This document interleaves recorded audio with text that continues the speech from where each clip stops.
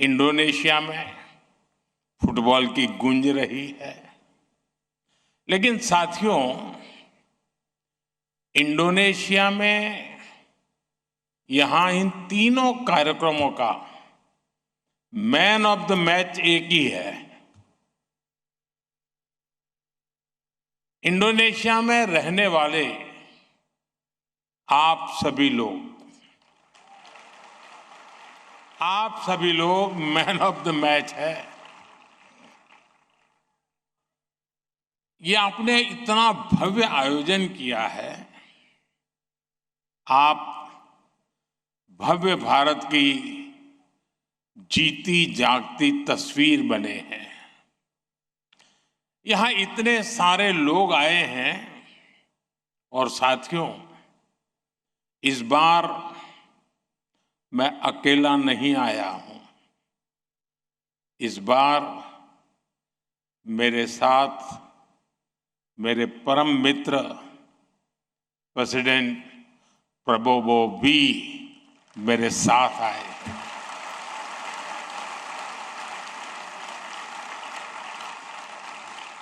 आज अपनी बात शुरू करने से पहले मैं उनके स्नेह के लिए, उनके शब्दों के लिए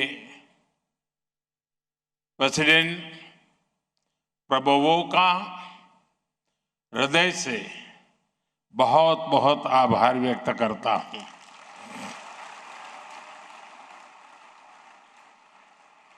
excellency, you are a true friend of India. Thank you for being here. साथियों,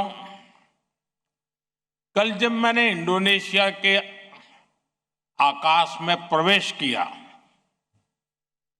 और जब यहां पहला कदम रखा, तब से लेकर अभी तक जो अपनापन,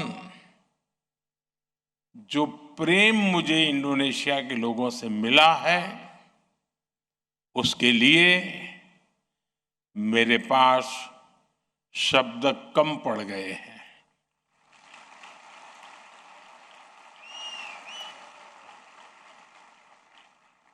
प्रेसिडेंट प्रबोवो द्वारा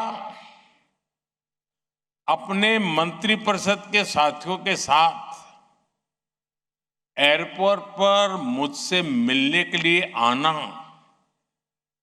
एक यादगार अनुभव रहा।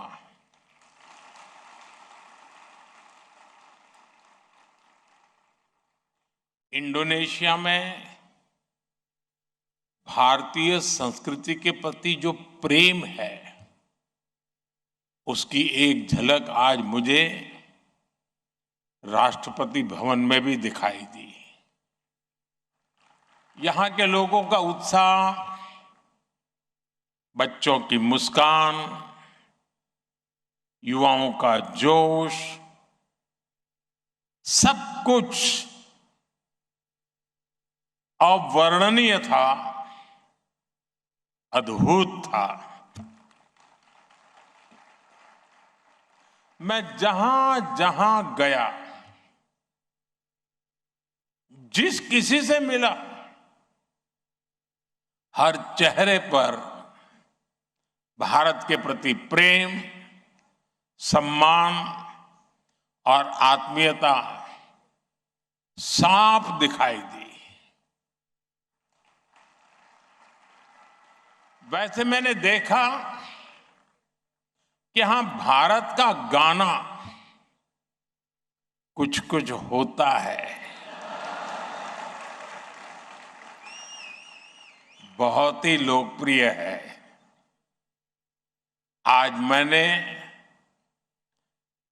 प्रेसिडेंट प्रबोवो इस पर कहा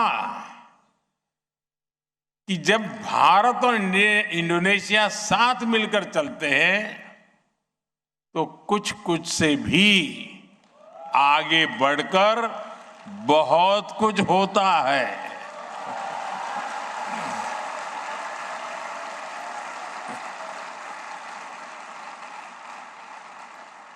साथियों,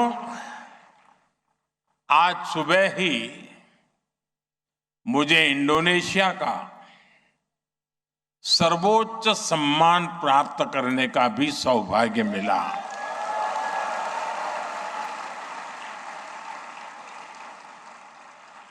ये 140 करोड़ भारतीयों का यश है। ये भारतीय समुदाय के आप सभी साथियों का सम्मान है। और सबसे बड़ी बात, ये पुरस्कार इंडोनेशिया और भारत की घनिष्ठ मित्रता का एक और प्रतीक है। मैं इस मंच से भी राष्ट्रपति प्रबोवो, इंडोनेशिया की सरकार और यहां की जनता का हृदय से आभार व्यक्त करता हूं।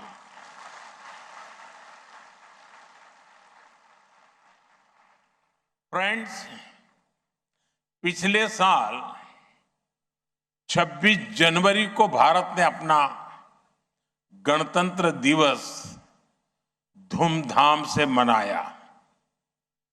26, 2 और 6, 2 + 6 =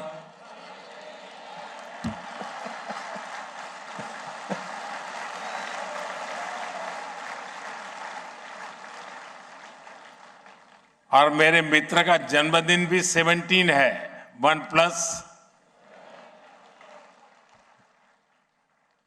उस समारोह में प्रेसिडेंट प्रबोवो चीफ गेस्ट के रूप में आए थे। उस यात्रा के दौरान हमें कई विषयों पर विस्तार से चर्चा करने का अवसर मिला, लेकिन उस यात्रा की एक बात मैं आज खास तौर पर याद करना चाहूंगा। और उस बात को बड़े गौरवपूर्वक आज राष्ट्रपति जी ने यहां भी बड़े डंके के चोट पर बड़े शान से उल्लेख किया। मिस्टर प्रेसिडेंट, आपने उस समय कहा था और आज फिर से कहा, और आपने उस समय भी कहा था कि आप में इंडिया का डीएनए है। आपकी उस बात, एक बात ने, आज भी मैंने देखा सबसे ज्यादा तालियां उसी समय पड़ी। और भारत में भी करोड़ों करोड़ों भारतवासियों का दिल आपने जीत लिया था। उस एक वाक्य ने भारतीयों के दिलों को छू लिया था। मैं आपकी ही उस बात को आगे बढ़ाता हूं। जिस डीएनए की बात आपने की थी और जिस डीएनए की चर्चा आज आप सबके लिए कर रहे थे, वो डीएनए आखिर है क्या? वो डीएनए म्यूचुअल ट्रस्ट से बना है। वो डीएनए साझी विरासत से बना है। वो डीएनए साझा स्मृतियों से बना है। वो डीएनए उन समुद्री हवाओं से बना है जिन्होंने हजारों वर्ष तक हमारे जहाजों को एक दूसरे के तटों तक पहुंचाया। साथियों, भारत इंडोनेशिया संबंधों का डीएनए उन संतों और बौद्ध भिक्षुओं से बना है जिन्होंने ज्ञान को सीमाओं में नहीं बांधा, यह उन उद्यमियों से बना है जिन्होंने केवल मसालों का व्यापार ही नहीं किया, बल्कि संस्कृतियों के सेतु भी बनाए। यह डीएनए को उन कलाकारों ने गढ़ा है जिन्होंने रामायण और महाभारत को अपनी अपनी भाषा में जिया, लेकिन उनकी आत्मा को एक ही रखा। भारत इंडोनेशिया के संबंधों को इंडोनेशिया के जिंदा दिल नागरिकों ने, यहां बैठे अनेक परिवारों ने सींचा है, संवारा है, हमेशा समृद्ध किया है। साथियों, दुनिया में अक्सर दो देशों के रिश्ते एग्रीमेंट्स और एमओयू से आगे बढ़ते हैं। कई देश रणनीति से जुड़ते हैं तो कुछ ट्रेड से नजदीक आते हैं, लेकिन भारत और इंडोनेशिया का रिश्ता सभ्यताओं का है, सागर का है। साम्राज्य आए, साम्राज्य चले गए, समुद्री रास्ते बदले, दुनिया की राजनीति बदली, लेकिन भारत और इंडोनेशिया के बीच ये सूत्र हमेशा हमेशा कायम रहा। और यही हमारी सबसे बड़ी शक्ति है। साथियों, आज दुनिया कनेक्टिविटी की बात करती है, लेकिन हमारे पूर्वजों ने तो इस कनेक्टिविटी को जीकर दिखाया था। आज दुनिया की सप्लाई चेन्स भरोसे के अभाव में टूट रही है, लेकिन भारत और इंडोनेशिया ने उस समय सप्लाई चेन का भरोसा जिंदा किया था जब ग्लोबल सप्लाई चेन की चर्चा भी नहीं थी। और मुझे खुशी है कि आज भारत और इंडोनेशिया उसी भरोसे की पूंजी के साथ मिलकर एक नया फ्यूचर लिख रहा है। और इस शानदार फ्यूचर के बहुत बड़े लाभार्थी आप सभी लोग हैं। इंडोनेशिया में रहने वाले भारतीय समुदाय है। साथियों, आजकल सोशल मीडिया का जमाना है और सोशल मीडिया के जमाने में कोलैब की बड़ी चर्चा होती है, लेकिन भारत और इंडोनेशिया तो सदियों से कोलैब करते आया थे। इंडोनेशिया के कुताई में पुराने संस्कृत शिलालेखों की वजह ये कोलैब ही रहा। नालंदा यूनिवर्सिटी में यहां के स्कॉलर्स के पहुंचने की वजह ये कोलैब ही तो था। कटक का बाली यात्रा उत्सव हो, महानदी में केले के तनों से बनी नावों को चलाने की परंपरा हो, वयांग कुलित में महाभारत का मंचन हो, वैशाख पिलग्रिमेज हो या देवी श्री की पूजा हो, हर परंपरा में भारत और इंडोनेशिया का ये कोलैब साफ साफ दिखाई देता है। साथियों, भारत और इंडोनेशिया के कोलैब का ये इतिहास जितना पुराना है उतना समृद्ध भी है। सुमात्रा का मुआरो जाम्बी प्राचीन काल में नालंदा का एक सिस्टर इंस्टीट्यूशन हुआ करता था। मुझे बहुत संतोष है कि अतीत की उसी ट्रेडिशन को आज हम रिवाइव कर रहे हैं।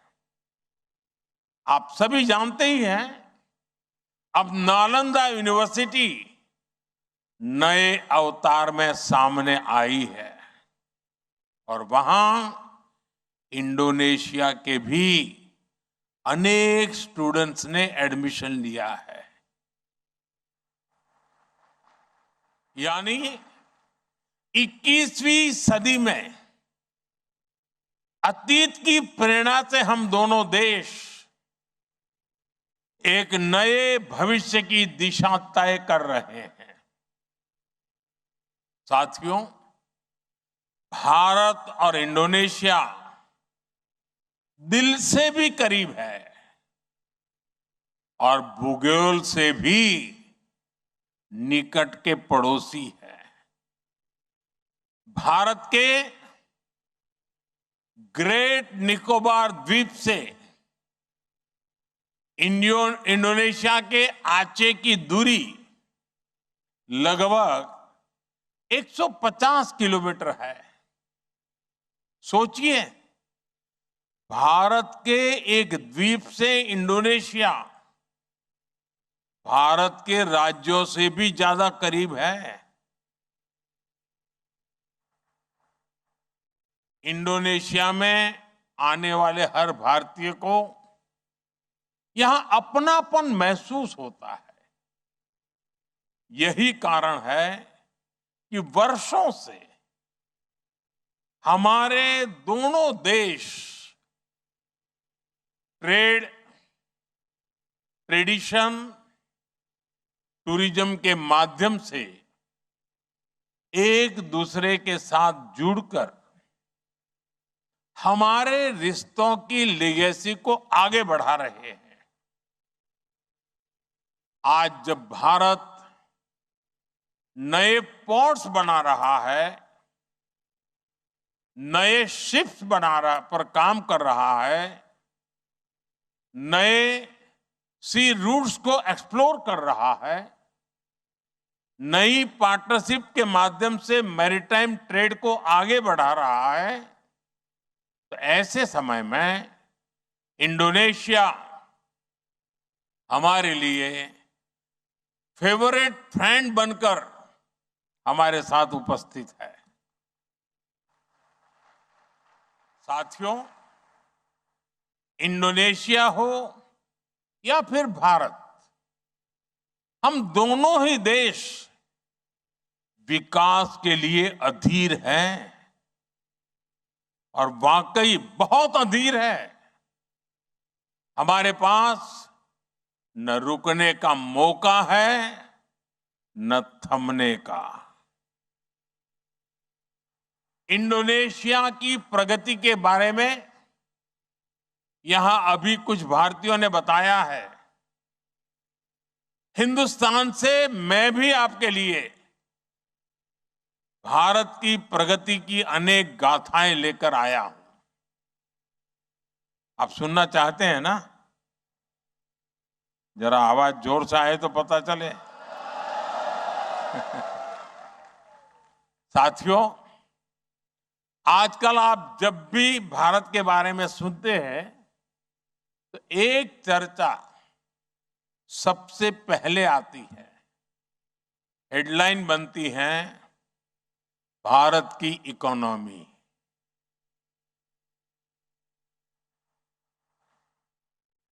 कोई कहेगा इतने ट्रिलियन डॉलर की इकोनॉमी हो गई है, कोई जीडीपी ग्रोथ की बात करेगा, कोई बताएगा कि पिछले 10-12 वर्षों में इकोनॉमी में इतना उछाल आ गया आपको भारत की एक से बढ़कर एक उपलब्धियां सुनने मिलेगी। मिलती है ना? बताइए तो। आज भारत की अर्थव्यवस्था दुनिया की ग्रोथ को ड्राइव करने में बड़ी भूमिका निभा रही है। जब दुनिया पर कोरोना का इतना बड़ा संकट आया तो भी भारत की अर्थव्यवस्था ठप नहीं पड़ी। जब वेस्ट एशिया का इतना बड़ा संकट चल रहा था तब भी भारत की इकोनॉमी थमी नहीं, बल्कि पिछले वर्ष का जो लास्ट क्वार्टर मार्च में खत्म होता है तब हमारी ग्रोथ रेट 7.7% रही है।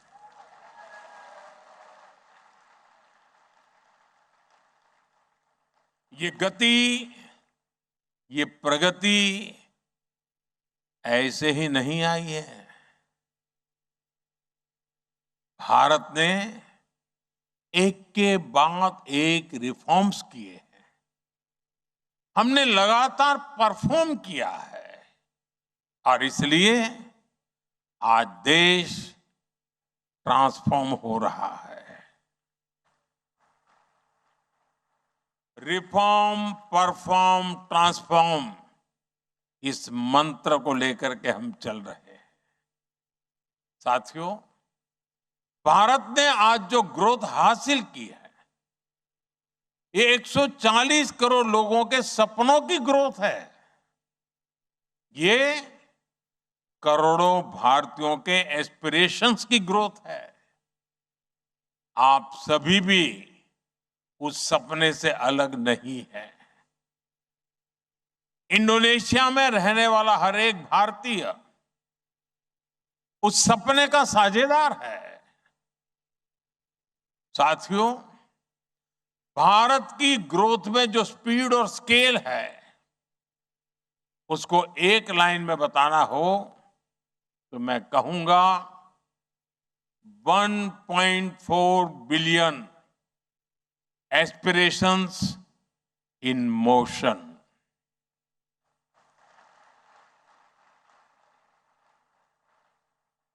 आज भारत के गांव देहात से लेकर शहरों तक का नागरिक एस्पिरेशन से भरा हुआ है।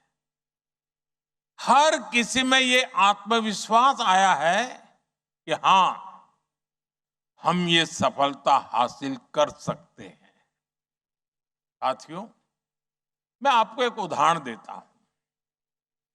आप भी जानते हैं कि हर इंसान के लिए अपने घर का सपना कितना बड़ा सपना होता है। और भारत का आंकड़ा सुनिए। भारत में पिछले 10-12 साल में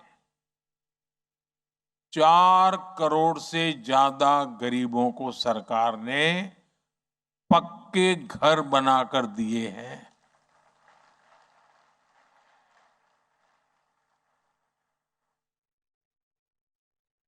ये आंकड़ा इतना बड़ा है कि इतने तो कई देशों में कुल घरों की संख्या भी नहीं होती है। साथियों, जब लोगों को अपना घर मिलता है, एक सम्मानजनक जिंदगी मिलती है, तब इन करोड़ों भारतीयों की एस्पिरेशंस को गति मिलती है। ड्रीम्स मोशन में आते हैं। साथियों, मैं आपको भारत में सोशल सिक्योरिटी कवर का दिलचस्प आंकड़ा दूंगा। 12 साल पहले भारत में 25 करोड़ लोगों के पास सोशल सिक्योरिटी कवर था। आज करीब 100 करोड़ भारतीय सोशल सिक्योरिटी के दायरे में आ गए हैं। और अब जो आंकड़ा मैं आपको बताने जा रहा हूं, वो सुनकर आप हैरान ही रह जाएंगे। भारत में एक योजना चलती है, प्रधानमंत्री सुरक्षा बीमा योजना।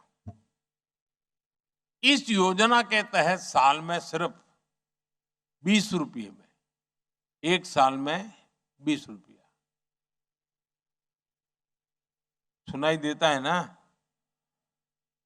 एक साल में सिर्फ 20 रुपये के प्रीमियम पर, 20 रुपये के प्रीमियम पर 2 लाख रुपए का एक्सीडेंटल इंश्योरेंस मिलता है।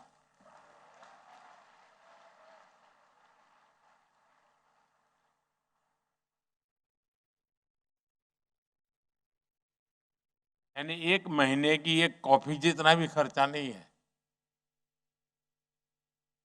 दुनिया में ये कहीं मिले न मिले, लेकिन ये भारत में मिल रहा है। और इससे भारत के करीब 60 करोड़ लोग कवर्ड है। साथियों, एक दूसरी योजना भी है, पीएम जीवन ज्योति बीमा योजना। इस योजना में हर रोज के करीब एक दिन का 1.5 रुपया, हर रोज के करीब 1.5 रुपये के प्रीमियम पर लाइफ इंश्योरेंस मिलता है। एक रोज के सिर्फ 1.5 रुपया, यानी एक कॉफी भी 1.5 रुपये से ज्यादा कीमत लगती है। और भारत में अभी 28 करोड़ लोग इस योजना से जुड़े हैं। साथियों, सरकार की इन दोनों योजनाओं के तहत अब तक करीब 22,000 करोड़ रुपए का क्लेम लोगों को दिया जा चुका है। 22,000 करोड़, 22,000 करोड़ रुपीस। लोगों के जीवन में जब संकट आया तो सरकार उनकी साथी बनकर उनके साथ खड़ी रही है। साथियों, आज भारत में एक और ऐसी व्यवस्था बनी है जो अभूतपूर्व है, शानदार है। ये है डायरेक्ट बेनिफिट ट्रांसफर, डीबीटी। एक ऐसी फुल प्रूफ व्यवस्था है जिसमें बिना लीकेज लाभार्थियों तक पूरा पैसा पहुंच जाता है। अभी एक सज्जन आए थे, वो पूछ रहे थे कि बंगाल के लिए मेरा विजन क्या है। ये विजन है direct benefit transfer, no leakage, no कटकी। और ये पैसे भी सीधे उनके बैंक अकाउंट में। आप कल्पना कर सकते हैं, बीते 12 साल में, ये आंकड़े जरा आपको चौंकाने वाले हैं, बीते 12 साल में 50 लाख करोड़ रुपए, 50 ट्रिलियन रुपीस की मदद डायरेक्ट लोगों के बैंक अकाउंट में भेजी जा चुकी है। 50 लाख करोड़ रुपए। साथियों, जब ऐसी व्यवस्था बनती है तब लोगों का भरोसा बढ़ता है, तब लोगों में आत्मविश्वास आता है, और तब 25 करोड़ भारतीय गरीबी को हरा करके, गरीबी को परास्त करके, गरीबी से बाहर निकल करके शान से जिंदगी जीने का आरंभ करते हैं।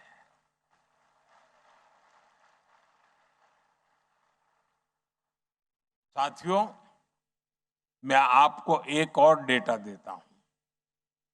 आपने ये सुना होगा कि दुनिया की जितनी रियल टाइम डिजिटल पेमेंट्स होती है उसकी करीब 50%, 50% अकेले भारत में होती है।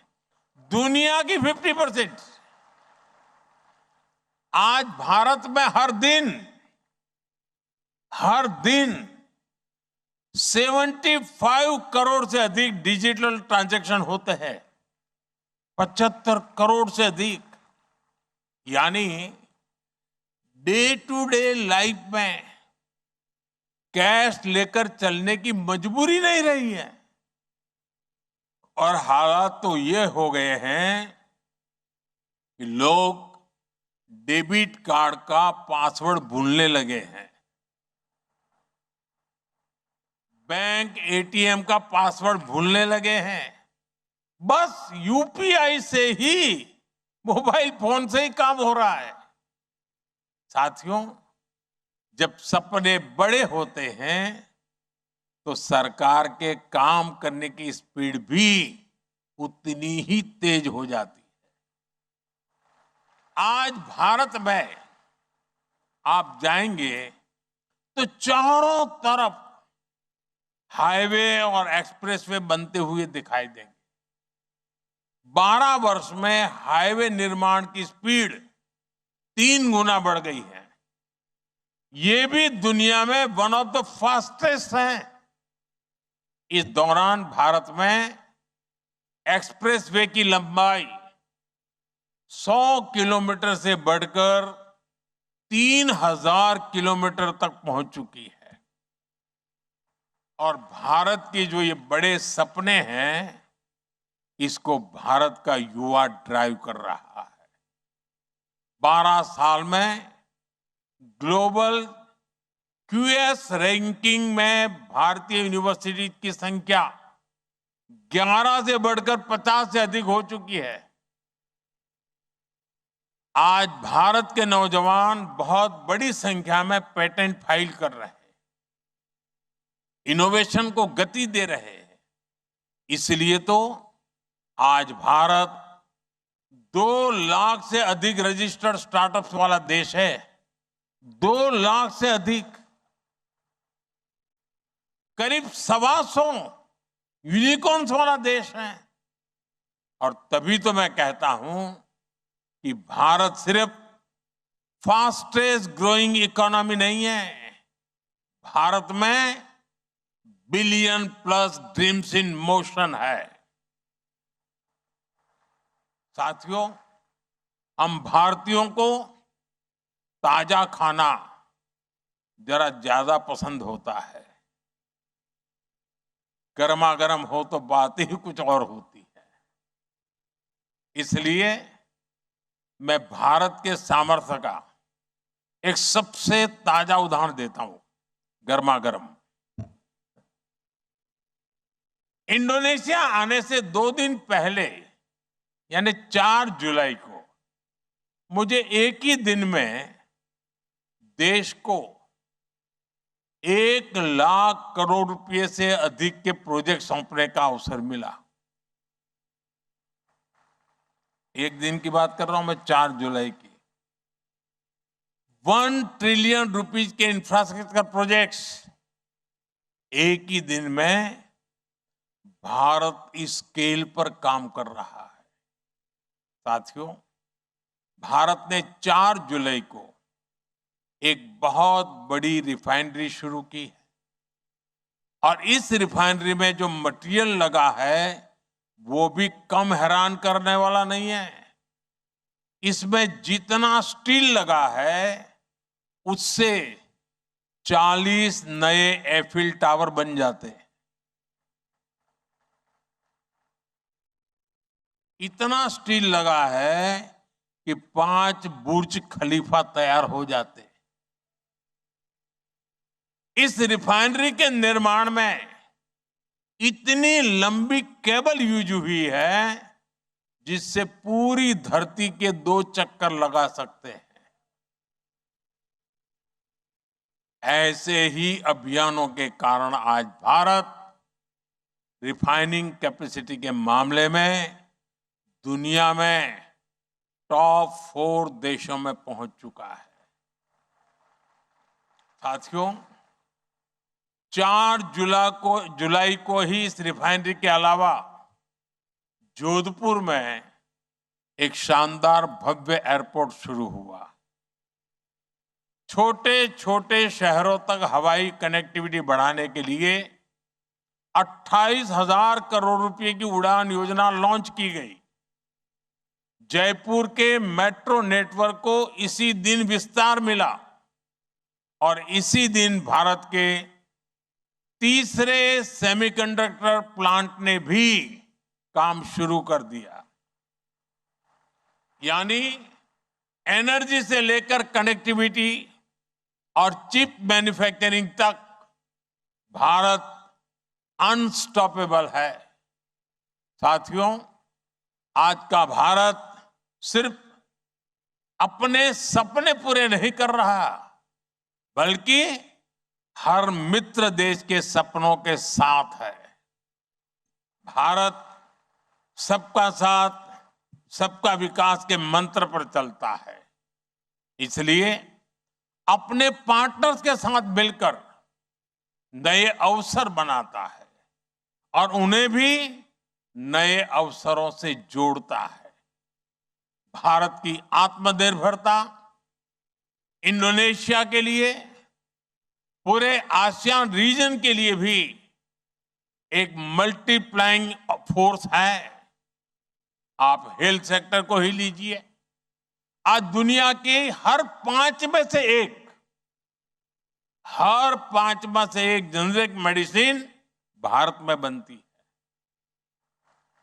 यूनिसेफ की जरूरत की लगभग 60% वैक्सीन भारत से आती है और इसका लाभ इस पूरे क्षेत्र को भी होता है। हम अपने दोस्तों के लिए जो कुछ भी कर पा रहे हैं, उस पर हमें बहुत गर्व है। साथियों, मैंने आपको भारत की इतनी बातें बताई हैं, अब आपको मेरा एक और काम करना है। करोगे? करोगे? आपको अपने इंडोनेशियन फ्रेंड्स को भारत के बारे में बताना है। बताओगे? और उन्हें भारत आने के लिए आग्रह करना है। अब तो जाकार्ता से मुंबई के लिए, बाली से दिल्ली और बेंगलुरु के लिए इतनी सारी डायरेक्ट फ्लाइट्स हैं। इससे भारत आना जाना बहुत आसान हो गया है। साथियों, भारतीय समुदाय में भी जो नई पीढ़ी है, जो युवा है, उनको भी आपको भारत के बारे में बताना है। इंडोनेशिया में इंडियन कम्युनिटी के बच्चों के लिए भारत को जानो क्विज को शुरू किया गया है। इसमें यहां के बहुत सारे बच्चे पार्टिसिपेट कर रहे हैं। कर्टेन रेजर इवेंट में ही मुझे आपका बहुत उत्साह दिखा है। 6th एडिशन में हमने एग्जाम फॉर्मेट को छोड़कर अब इस पूरे कंपटीशन को गेमिफाइड किया है। मेरा आग्रह है कि आप सब युवा साथी इसमें पार्टिसिपेट कीजिए और सोशल मीडिया पर मेरे साथ अपना एक्सपीरियंस शेयर कीजिए। साथियों, भारत और इंडोनेशिया जितने इतिहास से जुड़े हैं, उतना ही हमारा फ्यूचर भी शेयर्ड है। हमारे अवसर साझा है, हमारी चुनौतियां साझी है। जब योग दिवस आता है तो हम साथ योग करते हैं, और जब सुनामी जैसा संकट आता है तो हम साथ मिलकर उसका मुकाबला करते हैं।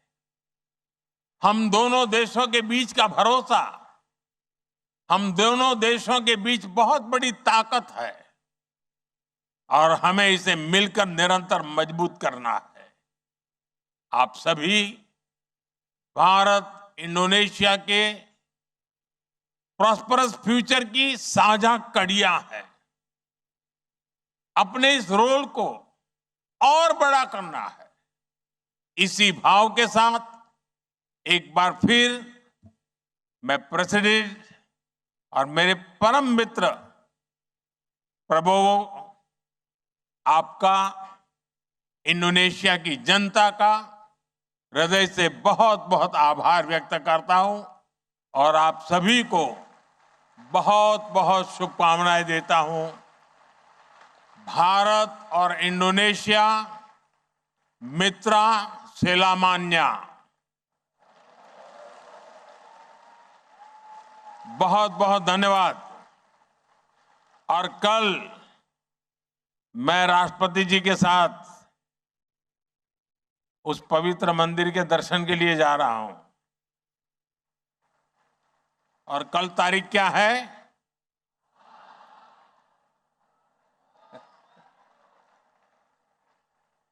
तो हमारा नाता भी इतना मजबूत है।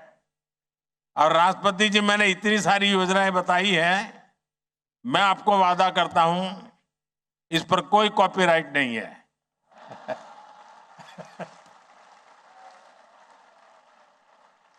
न कॉपीराइट है, न रॉयल्टी का कोई क्लेम है। सबका साथ, सबका विकास, यही हमारा मंत्र है। बहुत बहुत धन्यवाद। धन्यवाद मोदी जी। तरीमा कासी। तो प्रधानमंत्री नरेंद्र मोदी को आप सुन रहे थे। इंडोनेशिया में प्रधानमंत्री नरेंद्र मोदी भारतीय समुदाय को संबोधित करते हुए 25 करोड़ भारतीय गरीबी को हरा चुके हैं। रोज 75 करोड़ डिजिटल ट्रांजैक्शन हो रहे हैं। यहां तक मोदी जी ने कहा कि जो डेबिट कार्ड है उसका अब पासवर्ड लोग भूल गए क्योंकि फोन में यूपीआई का इस्तेमाल कर रहे हैं। डायरेक्ट बेनिफिट ट्रांसफर का भी जिक्र किया।